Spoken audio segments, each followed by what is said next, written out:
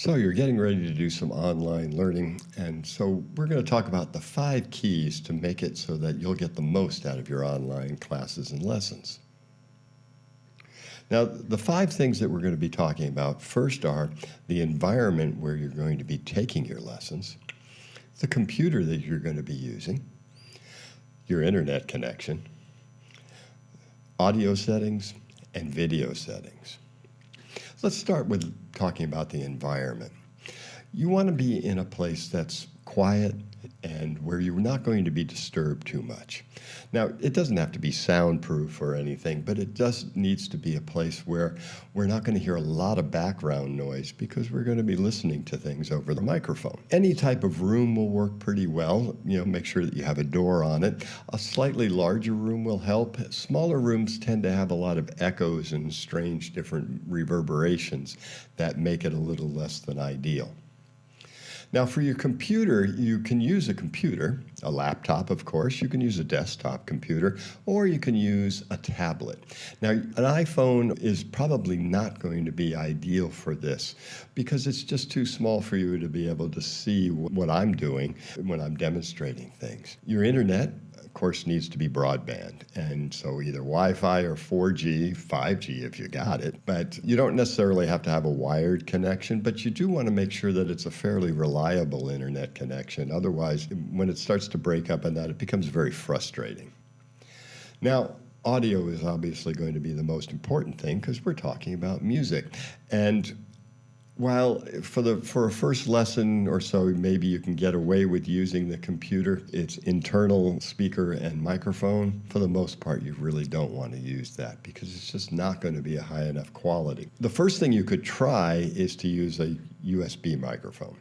Now, USB microphones connect directly to the computer, and you don't need an audio interface, and they're powered by the computer. They come in condenser and dynamic models, and they tend to be fairly cost-effective. You can find them as cheap as $50, and they go all the way up to about $400 to $500.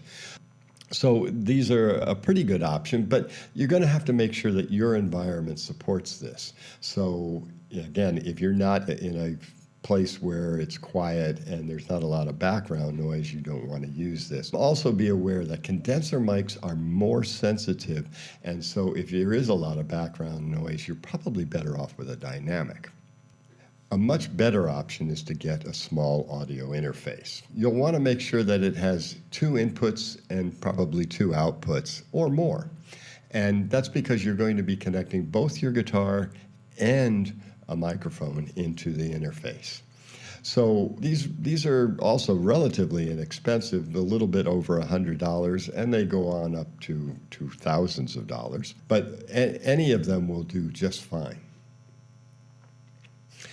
As far as microphones are concerned, then you're going to need some way to be able to talk to me. There are other ways to do this that would make it a lot more difficult to work with. In the end, you're going to be better off with a microphone.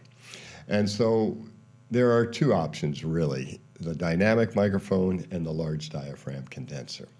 The dynamic microphones the most common are going to be the Shure SM57 or SM58. In fact, I'm talking to you right now on an SM57. I've had it for about 25 years, and it still is as good as it was when I purchased it way back when. These are incredibly durable. You can drop them off the roof and they'll still work. They're a little less sensitive than the large diaphragm condenser, and they'll roll off the highs and lows a bit. It doesn't require any phantom power, and the 57 and the 58 are both right around $100. They're basically the same mic, by the way. The difference is that there's a pop filter on the 58, which has made it probably the most popular live microphone for vocals. The 57, on the other hand, is a standard microphone for miking an amp.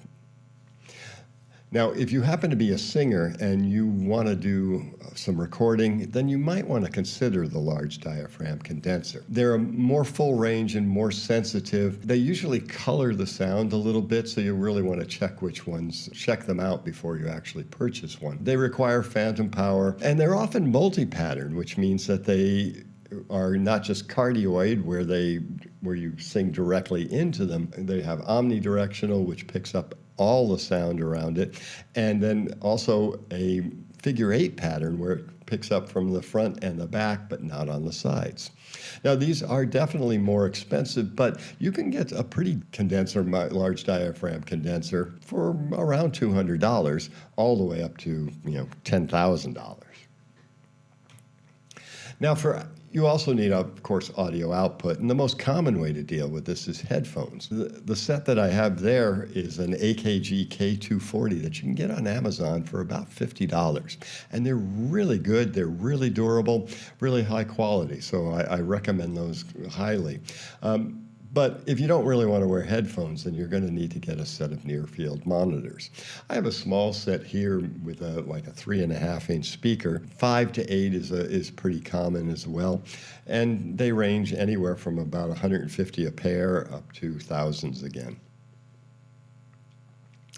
Now, if you're using a laptop or a tablet, the video is all built in, and so you don't have to really think about it at all. But if you're using a desktop computer and you have an external monitor, you want to make sure that it's at least HD or better yet 4K with a resolution of 1920 by 1080. Older VGA monitors are just too grainy to be able to really work for online learning. You just can't see things quite clearly. If you are using an external monitor, the odds are you probably also need a webcam. Webcams come in 2 resolutions, 720p and 1080p, and there's a decided difference to those. And tablets and mobile devices, I should mention, have 1080p, whereas most laptops are at 720. And so the best solution for video is to combine a computer with a mobile device on a tripod. If you're using your laptop and you try to move the laptop around so that it can see your guitar and everything, it's just kind of clunky and it doesn't work very well. But if you put an iPhone or a mobile device on a tripod, it's real easy to move it around and get it real close up if you need it or further back, and it works really well. And of course, the other advantage is that it's a higher resolution than the camera on your laptop. If you are using 2 devices, though, one of the most important things to remember, turn off the audio on one of the devices or you're going to get some pretty bad feedback. So just a couple of last things. Before the lesson, load any recordings, programs, pictures, or anything else that you plan on sharing. And then make sure that you have your amp set up, you're in a comfortable setting, and everything's basically ready for a lesson. And then check your audio connections. If you follow these basic suggestions, it will really ensure that we have a much better lesson. I'm really looking forward to meeting you, and I'll see you soon.